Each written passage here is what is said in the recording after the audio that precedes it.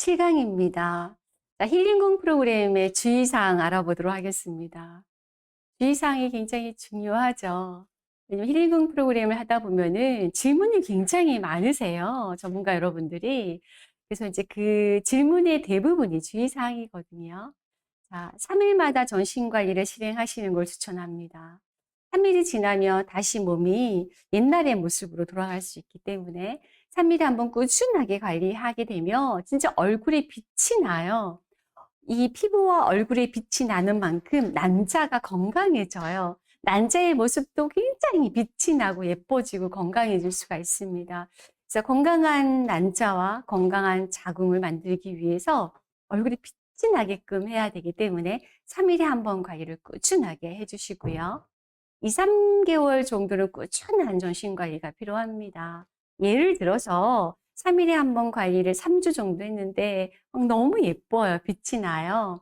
20대 초반일 경우에는 일주일에 한 번 꾸준히 하셔도 괜찮지만 30대가 넘은 경우에는요. 또 순식간에 돌아와요. 원상태로. 그렇기 때문에 일주일에 한 번 하시면 안 되고 3일에 한 번 꾸준히 하시는데 또 이런 예가 있어요. 한 2개월 정도 받고 나는데 몸 상태가 너무 좋은 거예요. 관리를 안 하셨어. 근데 한 2, 3개월 정도 지나면 다시 원상태로 돌아가요. 우리 몸은. 또다시 왔어요. 그럼 처음부터 다시 3일에 한 번 꾸준하게 관리하시고 예를 들어서 한 15일 정도 쉬었어요. 그러면 3일에 한 번 관리, 그때부터 또다시 시작을 해 주셔야 합니다. 자, 이 난임 고객들은요, 세포와 피부가 굉장히 약할 수 있어요. 그렇기 때문에 피멍을 들이는 거나 또는 기계를 사용해서 이 너무 강력한 세포에 너무 강한 자극을 주는 것을 주의해 주셔야 합니다. 건강한 경우에는 강한 기계의 작용이 괜찮아요. 우리 예를 들면은 우리가 그 마사지 기계 있잖아요. 요즘 너무 잘 나오죠. 그냥 앉으면은 마사지를 다 해주는 그런 기계 있잖아요. 근데 너무 오랫동안 사용하시게 되면, 안마기를 오래 사용하시게 되면은 이게 혈액에 문제가 생겨요. 그래서 말단 부분에 혈액이 모여요. 그래서 저려요. 그래서 오랫동안 너무 이 안마기를 사용하시게 되면, 전신 안마기를 쓰는 것은 바람직하지 않아. 부분 안마기도 마찬가지고 30분에 40분 이상 하시면 안 돼요. 하루에. 그래서 막 너무 시원하다고 막 두세 시간 하면 몸이 더 이 밸런스가 안 맞아서 어지럽거나 메스껍거나 오히려 통증이 더 심하거나 저리거나 이런 증상이 올 수가 있습니다. 관리하실 때도 너무 장시간 30분 뭐 또는 1시간 이상 이 기계를 사용하시게 되면 이런 현상들이 발생될 수가 있어요. 우리 몸은 물건이 아니잖아요. 우리 세포는 너무 연약해요. 이 기계는 우리 세포를 다치게 할 수가 있습니다. 아주 건강할 때도 1시간 이상 하면 안 되지만 이렇게 난임 고객들은 더 세포들이 약할 수 있어요. 세포들이 약하기 때문에 난자도 약하고 정자도 약할 수 있잖아요. 그래서 기계를 사용하지 않으시기를 당부드립니다. 그리고 심리적으로 굉장히 불안정한 경우에는요. 피멍을 들이는 관리를 금해요. 특히 저는 아로마 테라피 하는 우리 전문가들은 고객들 관리하실 때 정말 피멍은 안 들였으면 좋겠어요. 아로마 테라피를 할 때 피멍을 굳이 들일 필요 없습니다. 아주 부드러운 관리를 통해서 에센셜 오일과 피부로 잘 침투할 수 있도록만 도와준다면 얼마든지 원하는 효과를 얻어낼 수가 있어요. 특히 우리가 매뉴얼 테크닉이라고 하는 우리가 그 전신 관리를 받거나 뭐 발사랑법을 받거나 어떤 매뉴얼 테크닉을 받을 때 고객은 상대방의 어떤 정성 어린 사랑이 담긴 손길이 필요한 거예요. 마사지라고 하는 거, 매뉴얼 테크닉은요, 이 몸으로 하는 게 아니에요. 마음으로 하는 거예요. 내 마음이, 전문가의 마음이 전달이 되면 그냥 힐링이 일어나요. 거기에 원하는 에센셜 오일, 좋은 약성이 있는 에센셜 오일, 좋은 향기를 맡으면서 관리를 했을 때 정신계가, 이 신경계가 더 안정이 될 수가 있어요. 그래서 피멍을 들이는 관리를 안 하시기를 금합니다. 네, 부탁드립니다. 절대 하시면 아니 됩니다. 자, 스트레스 지수가 굉장히 높은 경우가 있어요. 이 스트레스 수치가 굉장히 높을 때는 문제의식 4가지를 선택해서 전신 관리하시기를 추천합니다. 내가 좋아하는, 내가 선택한, 내가 처방한 에센셜 오일을 가지고 캐리오리 브랜딩에서 관리했을 때 그 만족감이 더 좋습니다. 더 힐링이 될 수 있습니다. 부부 식생활을 개선해야 되겠죠. 사진에 여러분이 보고 계시는 것처럼 이렇게 색깔이 있는 이런 식재료들, 자연 그대로의 식재료들을 추천하고 있어요. 어, 너무 이 식재료들을 볶고 튀기고 양념을 하고 이런 것들보다는 이 식재료를 그대로 살려서 생으로 드시거나 아니면 쪄서 드시거나 삶아서 드시거나 샤브샤브 하거나 이런 방법으로 식재료가 가지고 있는 영양소를 파괴하지 않고 또 또는 이물질로 작용하는 소스를 많이 넣지 않은 상태에 또는 불을 많이 만나지 않은 상태에 섭취를 했을 때 세상의 영양소가 내 몸 안으로 들어와서 세포를 건강하게 만들 수 있습니다. 그래서 임신 준비 1년 전부터 식생활을 개선하고 식단을 모두 바꿔주시기를 추천하고요. 음주, 흡연, 마약, 항생제, 진통제 이런 것들을 멈춰주셔야 합니다. 예를 들어서 진통제는 보통 우리 두통, 생리통 이런 것들 많이 드시잖아요. 예를 들어서 다쳐서 드시는 경우에는 꼭 드셔야 되겠죠. 다치거나 아니면 큰 수술을 하거나 한 경우에는 어쨌든 많은 약을 복용해야 치료를 할 수 있기 때문에 그런 경우는 완전히 몸을 이제 회복시키고 임신을 하셔야 되겠죠. 그래서 이런 것들을 이제 금지하고 치료가 끝났으면 그때부터 식단 조절을 잘 하셔서 몸을 깨끗하게 정화시킨 다음에 이제 임신을 준비해 주시고요. 우리가 정크푸드라고 하는 음식들, 길거리 음식이라고 하기도 하고 쉬운 음식이 쉽게 먹는 음식이라고도 하는 패스트푸드 음식들, 또 인스턴트 식품들 이런 것들은 안 드시는 게 좋습니다. 왜냐하면 거기에 들어가는 음식들은 쉽게 조리해서 먹기도 하지만 또는 거기에 들어있는 소스류들, 또 양념들, 인공향, 인공색소, 인공맛, 조미료들 굉장히 많이 사용하고 보통 유통을 해야 되기 때문에 방부제를 다량 넣게 되어 있습니다. 이런 음식들은 내 이세를 위해서, 내 사랑하는 앞으로 아기를 위해서 신이 나에게 주는 선물, 새로운 생명체를 위해서 잠깐 멈춰 주시기를 당부드립니다. 탄산음료, 이제, 어, 탄산음료 하면은 그냥 아무것도 안 넣은 탄산음료는 좋습니다. 네, 하지만 거기에 이제 설탕, 그다음에 인공향, 인공색소, 인공맛을 넣은 탄산음료들, 에너지 음료들, 또 냉장고 보관하는 음식들, 이런 것들을 많이 주의해 주시고요. 너무 짤거나 너무 달거나 탄 음식들, 이런 것도 세포의 돌연변이가 될 수 있기 때문에 태우지 않는 찌거나 삶거나 샤브샤브 하거나 생으로 먹을 수 있는지를 체크하셔서 그런 소스를 많이 가하지 않는 생으로 그냥 식재료 그 맛 그대로 먹을 수 있도록 식단을 좀 바꿔주시면 내 몸이 건강하지 않을까요? 좋아하지 않을까요? 내 주인에게 감사하지 않을까요? 네, 이미 좋아하는 음식, 이미 중독되어 있는 인스턴트 음식이나 패스트푸드 반응 음료들을 먹는 것보다는 내 몸이 좋아하는, 내 몸이 원하는, 내 세포들이 간절히 주인에게 아우성치는, 소리치는 그런 식재료들로 식사를 하시기를 추천합니다. 이 여성분들이나 남성분들이 주의해야 되는 것들이 좀 있는데 특히 여성분들의 어떤 세정시 주의할 사항입니다. 우리 그 여성분들은 그 여성청결제를 쓰실 때 그냥 그 음모 있는 쪽만 해주시면 사용을 하셔야 돼요. 요즘 제모를 하는 경우 많은데 제모를 깨끗하게 하신 분들은요. 음모가 전혀 없는 분들은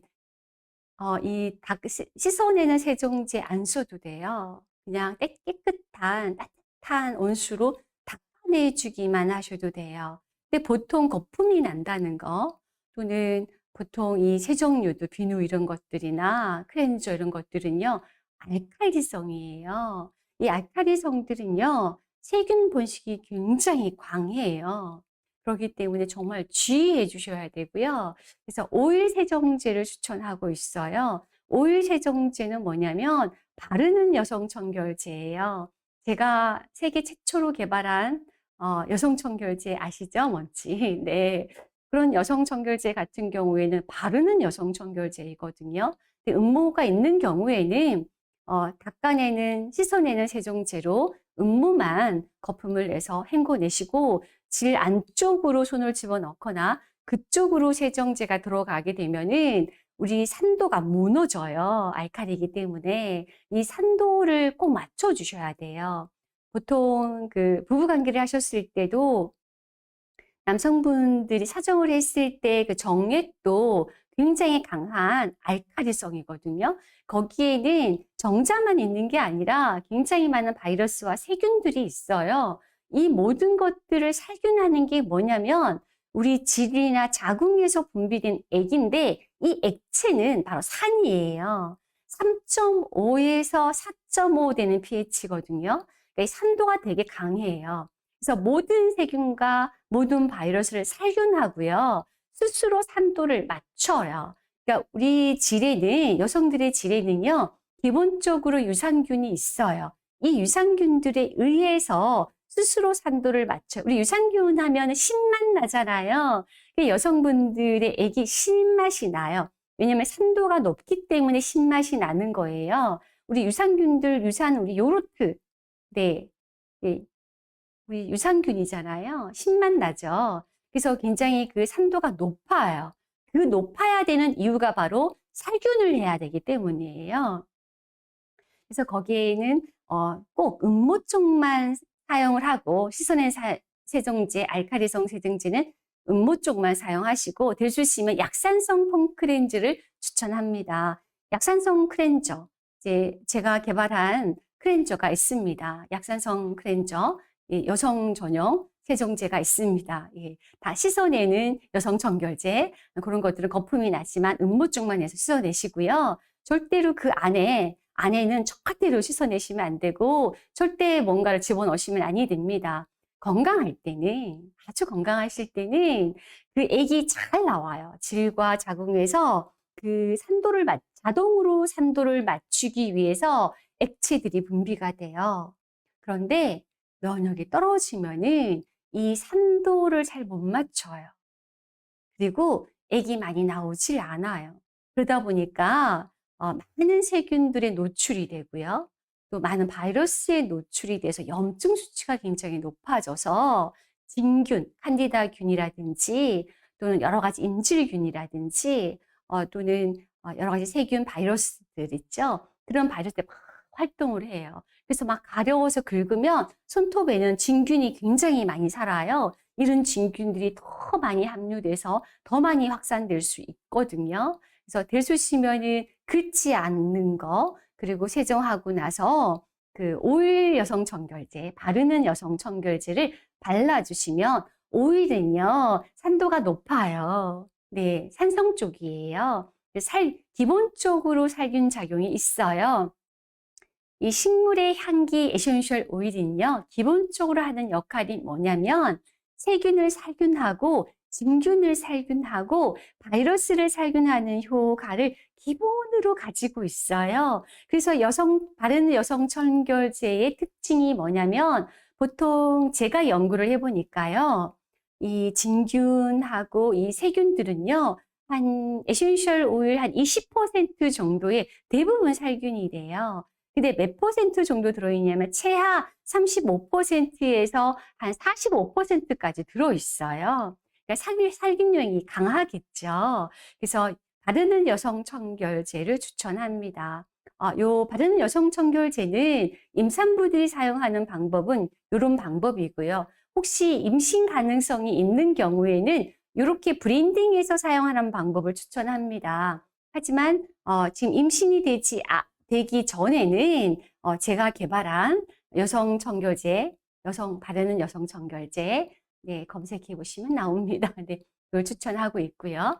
요 방법은 혹시 이제 임신이 의심되거나 임실 확률이 높거나 또 준비를 하고 계시는 분일 경우에는 언제 임신될지 모르잖아요. 그럴 경우에는 이렇게 만드는 방법이에요. 10ml 공병에 호호바 5ml를 담고 불가리아 라벤더 5ml, 와일드 티트리 5ml를 담아서 50번 흔들어서 혼합해 놓고 한 번 바르실 때 한 4방울에서 많게 8방울까지 바를 수 있습니다. 가려울 때는 더 자주 바르셔도 돼요. 면역이 많이 떨어지고 힘들 때 가렵잖아요. 막 트러블도 생기고 따갑기도 하고 면역이 떨어져서 산도를 못 맞춰서 그래요. 네, 그럴 때는 이제 발라주시고요.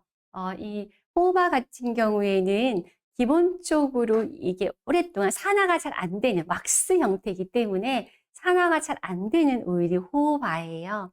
라벤더 불가리아와 티트리를 제가 실험을 해봤는데요. 살균 효과가 굉장히 뛰어나요. 그래서 요 여성 청결제를 직접 이렇게 브랜딩해서 사용하시는 것을 추천합니다. 힐링궁 운동법이 있어요.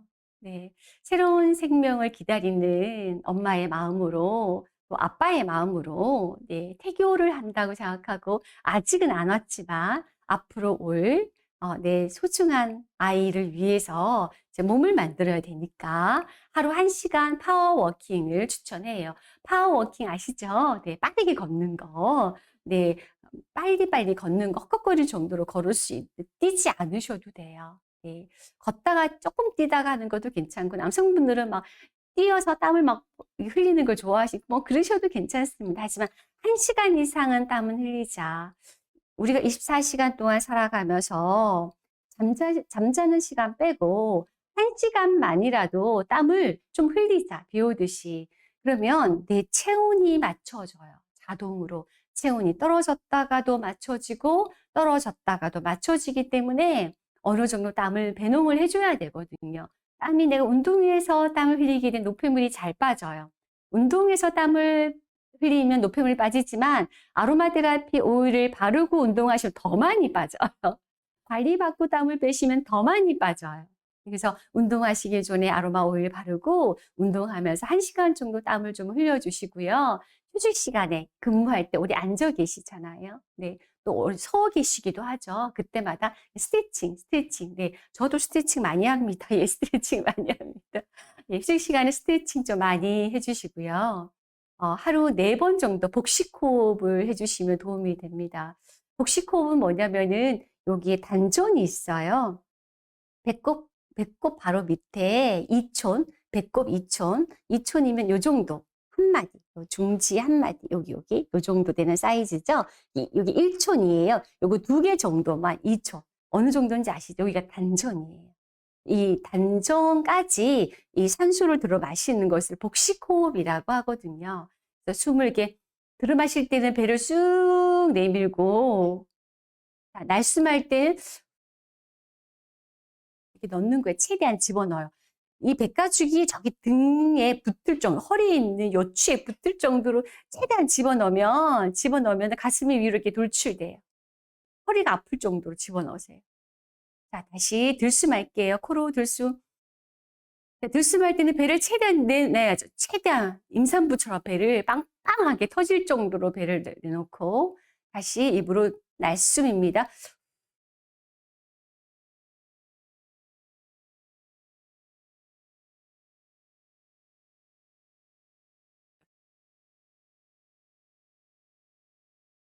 이거 할 때 머리가 띵하고 어지러운 것은 평상시에 깊은 호흡을 안 하셔서 그래요. 갑자기 산소가 뇌로 흡입되면서 들어가면서 살짝 띵 하거나 어지럽거나 그럴 수 있어요. 네. 수시로 자주 하시면 그런 현상이 없어져요. 몸을 살리는 호흡법들이 있어요. 많이 힘드시면 이렇게 다시 들수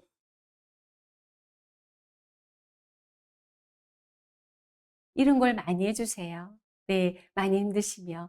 여러 가지 몸을 살리는 호흡법들이 있습니다. 기형아를 예방하는 엽산인데요. 해교는 1년 전부터라고 말씀드렸죠. 네.